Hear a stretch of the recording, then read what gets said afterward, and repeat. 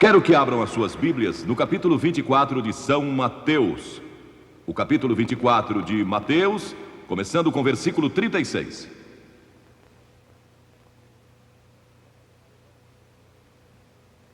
Mas a respeito daquele dia e hora ninguém sabe, nem os anjos dos céus, nem o Filho, senão somente o Pai. Pois assim como foi nos dias de Noé, também será a vinda do Filho do Homem. Porquanto, assim como nos dias anteriores ao dilúvio, comiam e bebiam, casavam e davam-se em casamento, até ao dia em que Noé entrou na arca. E não o perceberam senão quando veio o dilúvio e os levou a todos. Assim será também a vinda do Filho do Homem. A pergunta que eu quero fazer hoje é esta, e eu vou respondê-la de acordo com a Bíblia. O mundo vai chegar a um fim? O mundo vai chegar mesmo ao fim um dia? Há pessoas que acham que alguns de vocês jovens que estão aqui hoje verão esse momento. Talvez aconteça durante nossa vida. Metade dos americanos entrevistados para uma pesquisa há 2 meses declararam acreditar que uma guerra nuclear vai acontecer em nossa época. Logo depois do sequestro do avião da TWA, voo 847, convocaram uma conferência mundial de peritos em Washington para discutir a real e terrível ameaça do terrorismo nuclear. Uma organização terrorista se apossando de armas nucleares e começando uma reação em cadeia que poderia destruir grande parte do mundo. Poderia acontecer? O Dr. Carl Sagan declarou em uma rede de televisão que o consenso atual de opinião de físicos nucleares é que bastariam 100 das bombas em existência para lançar o hemisfério norte no inverno nuclear, depois de destruir 1/3 da raça humana e deixando a Terra coberta por um manto de trevas. Um dos grandes sucessos de Hollywood há alguns anos atrás foi O Cavaleiro Pálido, cujo subtítulo foi uma citação vinda diretamente do livro do Apocalipse, e o inferno o seguia. Um cientista alemão disse que já se tornou possível despovoar a Terra. Historiadores como William Volk dizem que o dia do juízo está próximo. Mas então percebo algo assombroso para mim, chocante. Há um estranho silêncio por parte da igreja quanto ao que a Bíblia ensina. Há líderes da igreja que, como eu, defendem a redução ou destruição de todas as armas de destruição em massa. Não sou um pacifista, nem a favor de desarmamento unilateral. Mas eu creio que podemos chegar a um acordo quanto à destruição de todas as armas de destruição em massa, se nossa atitude for certa. Foi por isso que Jesus disse: importa-vos nascer de novo. Nosso coração é enganador e desesperadamente corrupto. Quem o conhecerá? Disse Jeremias. Mas sabem, a Bíblia não ensina que o mundo vai chegar a um fim. A Bíblia ensina que esta era terá um fim. A era do Espírito Santo. A era em que nos encontramos hoje e que uma nova era será estabelecida. Em outras palavras, assim como você troca seu carro velho por um novo, Deus vai trocar este sistema maligno atual, que chamamos de cosmos, um sistema mundial, vai trocá-lo por uma nova era. E essa nova era será a era do reino de Deus. E essa nova era vai prevalecer. Vamos ver o que diz a Bíblia. O Novo Testamento menciona o novo nascimento 9 vezes, arrependimento 70 vezes, batismo 20 vezes. Mas alguém disse, eu não contei, por isso não sei se isso é um exagero ou não, mas alguém declarou que a segunda vinda de Cristo é mencionada mais de 380 vezes. O que eu sei é que é mencionada com frequência. Cristo disse, como foi nos dias de Noé, também será a vinda do Filho do Homem. Agora, a história de Noé popularizou-se novamente, na ficção e em quadrinhos. Na verdade, a programação de TV do jornal Los Angeles Times esta semana falava a respeito dos animais da Arca de Noé. O quadro da civilização nos dias de Noé está descrito no livro de Gênesis, em seu 6º capítulo. Diz que o povo era cheio de maldade, imaginações perversas, corrupção, violência. Toda a imaginação dos seus corações era má. Isso não se parece com nossos dias?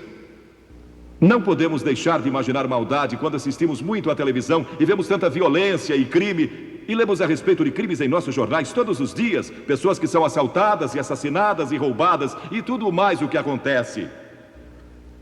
Isso nos preocupa, pois entra em nossas mentes e nos enche de temor. Era um mundo em que o casamento fora deturpado e a perversão sexual prevalecia. Era um mundo em que a violência prevalecia. Recentemente, na Conferência Internacional de Mulheres, patrocinada pelas Nações Unidas em Nairobi, a questão da violência contra as mulheres foi frequentemente discutida. E violência contra crianças, pessoas que maltratam seus filhos. Os crimes e a violência estão continuamente aumentando. Este é um mundo de religião em decadência. Não falo só do cristianismo, porque quase todos neste mundo são religiosos. Todo mundo. Mas é um tipo decadente de religião. Não é a verdadeira fé em Deus. Mas também é, e era então, um mundo ameaçado pelo julgamento de Deus. Deus disse: vou julgar esta geração. Agora Deus disse: vou julgar o mundo, vou fazer com que chova por 40 dias e 40 noites, e vou destruir o homem que criei, por causa de sua maldade. E vou começar com a raça humana outra vez. Mas então Deus viu um homem, em meio a toda aquela sujeira e maldade, violência e perversão, viu um homem que servia a Deus. Seu nome era Noé. Noé ousara andar com Deus. Ele tinha fé em Deus. E verdadeira fé mostra como você vive. Ele vivia uma vida disciplinada. E era um homem de integridade moral. Ele adorava a Deus. E ousou servi-lo. Ele era um não conformista. Zombavam dele em seu lugar de trabalho. E zombavam dele nas reuniões sociais às quais comparecia. Seus vizinhos e amigos não conseguiam entender. Eles diziam que ele era estranho, porque falava a respeito de Deus e orava e cria em Deus. Cria que Deus controlava o mundo. A Bíblia diz que pela fé, Noé, note, pela fé, Noé, sendo advertido por Deus sobre coisas que ainda estavam por vir, movido de temor, preparou uma arca. Deus disse: vou mandar um dilúvio, mas tenho que salvar Noé e sua família. Noé vive para mim, e Deus não pode julgar uma pessoa que vive para Ele. Uma pessoa que chegou a Cristo e à cruz, que recebeu o perdão dos pecados e que vive para Jesus Cristo, não pode ser julgada. Já nenhuma condenação há para os que estão em Cristo Jesus. Você nunca comparecerá diante do trono do juízo. Se crê em Cristo, Ele é seu lugar de refúgio. E Noé não podia ser julgado. Então Deus disse: preciso achar um meio de salvar Noé e sua família. Então Deus veio a Noé um dia e disse: Noé, eu vou destruir o mundo e começar outra vez. Quero que construa um grande navio e que o faça de cipreste. Cubra-o de piche por dentro e por fora. Faça-o de 150 metros de comprimento, 25 de largura e 15 de altura, com 3 andares, e põe uma janela e uma porta. E comece logo. Vocês podem imaginar como aquele povo zombou? Construir um imenso navio, tão grande quanto o moderno transatlântico, no meio do deserto, onde nem havia água. Mas Noé, eu imagino, era membro do sindicato, então conseguiu alguns operários. E começaram a construir aquele navio. E imagino que tenha se tornado uma grande atração turística, como a Disneylândia. Pessoas vinham de todo lugar para ver aquele homem maluco, construindo um navio no meio do deserto. E sua única base era a palavra de Deus, nada mais. Agora, hoje em dia, Você e eu temos a palavra de Deus que prediz o futuro juízo de Deus sobre o mundo. Mas também temos todas as evidências científicas do que pode acontecer. E provavelmente vai acontecer, de acordo com muitos dos nossos cientistas e líderes políticos. E se houve uma época em que o coração dos homens tremeu de temor devido à incerteza do futuro, sem que ninguém soubesse o que fazer, é hoje. E se não encontrarem uma resposta, adeus. Isso se Deus não intervir. E é exatamente o que vai acontecer. Deus vai intervir. Cristo vai regressar. E esta é a gloriosa esperança que todos temos no coração.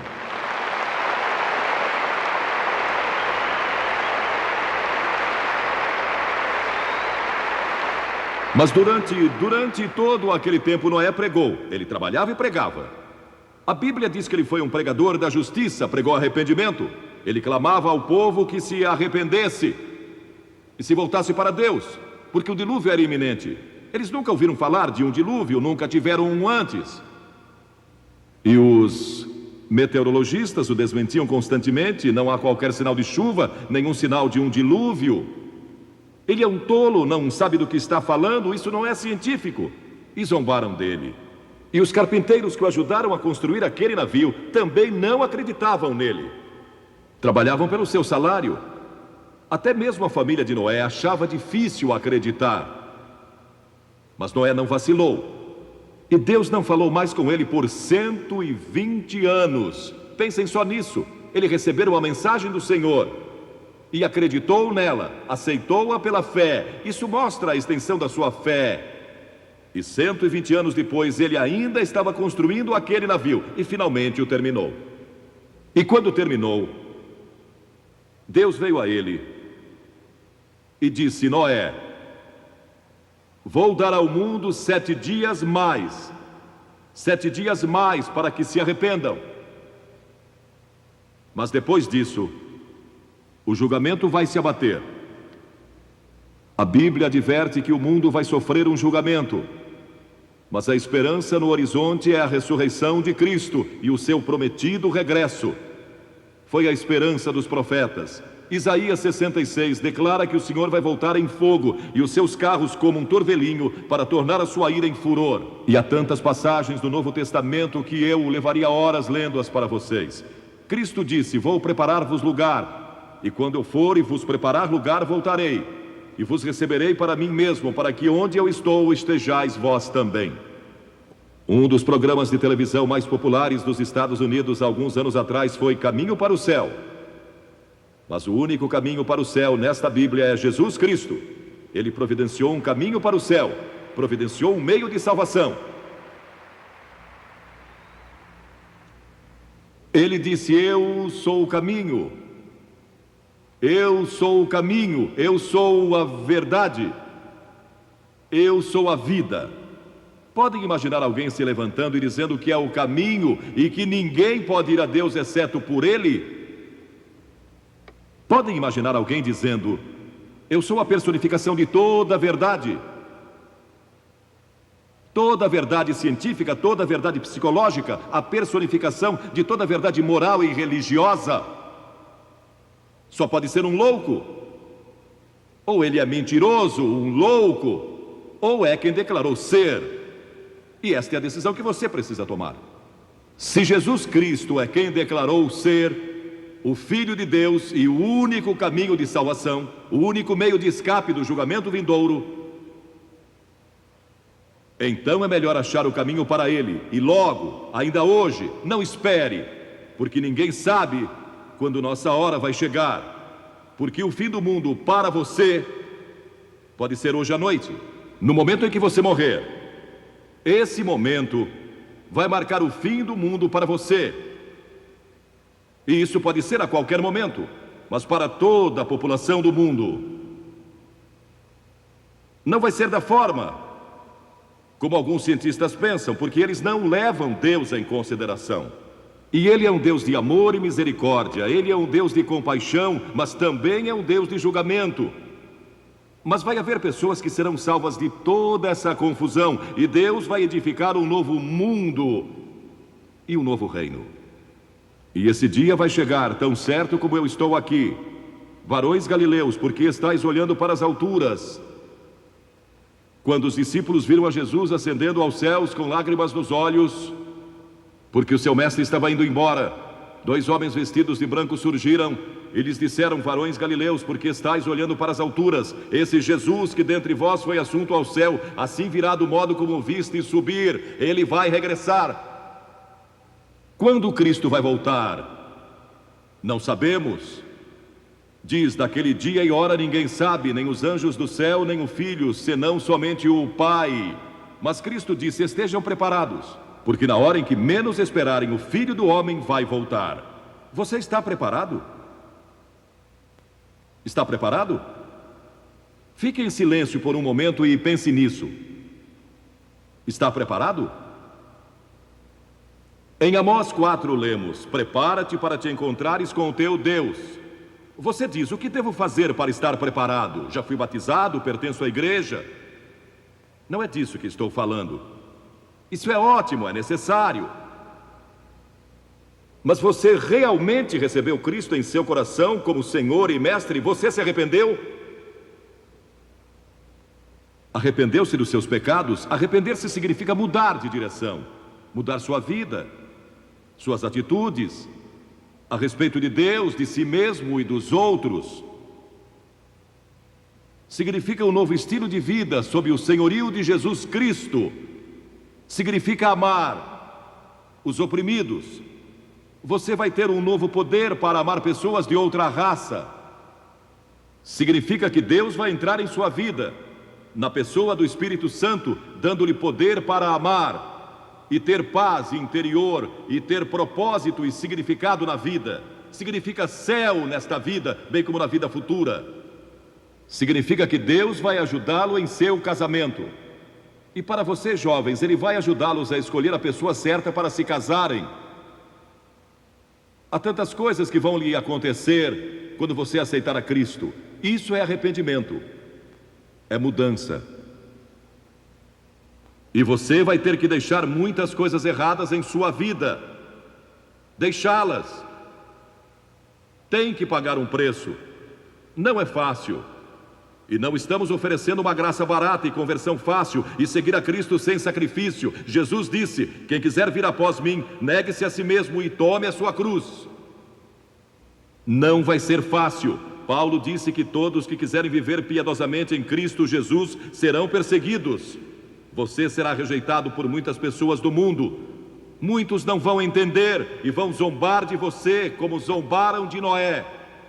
E sua fé precisa estar em Cristo. Ela não precisa ser forte, sua fé não precisa ser grande. Pode ser do tamanho de um grão de mostarda, que mal pode ser visto, mas se for colocada em Cristo é suficiente.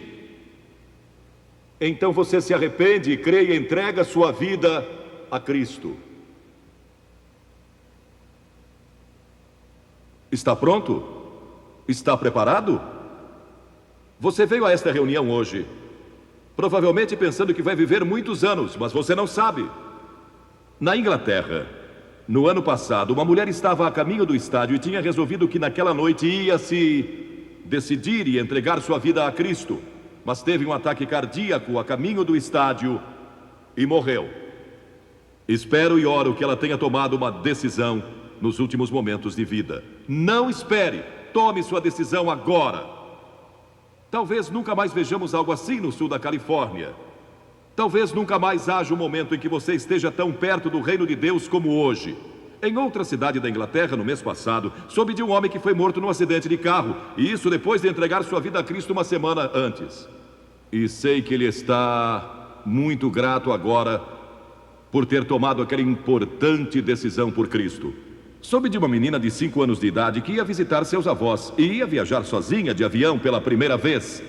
E a mãe combinou que o avô iria pegar a menina no aeroporto quando chegasse. E durante o dia, em meio à emoção dos preparativos para a viagem, a mãe assegurou à menina de que o avô estaria no aeroporto quando ela chegasse lá. A mãe levou a filhinha para o aeroporto e lágrimas rolaram por seus rostos quando se despediram. A mãe perguntou: querida, está com medo? E a menina respondeu: não, bem, um pouquinho, Mas se ficar preocupada, vou me lembrar que o vovô vai me encontrar do outro lado e tudo está bem. E quando ficamos preocupados, basta lembrar quem nos espera do outro lado. E vou lhe dizer quem é: Jesus vai encontrar você do outro lado.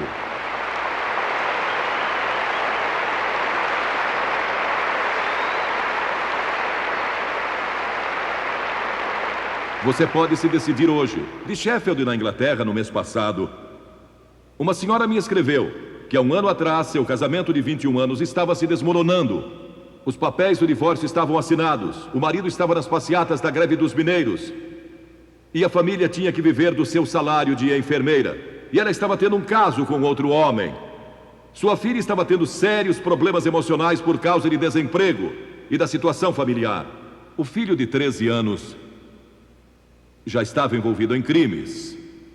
E um ônibus com um grande slogan passava por sua casa todos os dias e dizia: Billy Graham, vale a pena ouvir. Foi o que usaram como slogan daquela cruzada em Sheffield. E passava pelo lugar das passeatas, onde estava o marido, dia após dia. E aquilo perturbou-o tanto e não o deixou em paz. E finalmente ele não aguentou mais e disse: vamos lá, vamos ver o que esse Billy Graham tem a dizer. E com relutância foram com ele para ouvir o Evangelho. Eles todos aceitaram a Cristo. Foram perdoados, transformados, e seu amor foi restaurado pelo poder do Senhor Jesus Cristo. E isso pode acontecer com você hoje.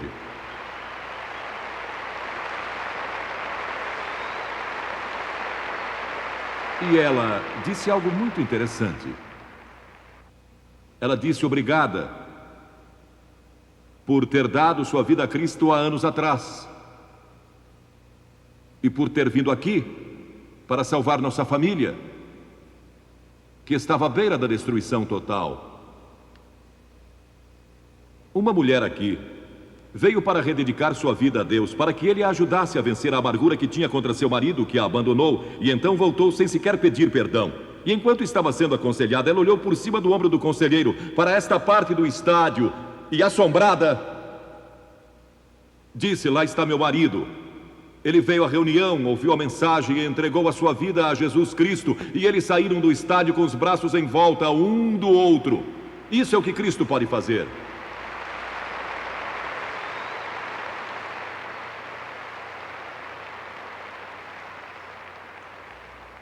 Um técnico de uma grande companhia de 32 anos de idade aceitou a Cristo na outra noite. Ele disse: o dinheiro se tornou um obstáculo entre Cristo e eu. Quero entregar a Ele meu amor pelo dinheiro.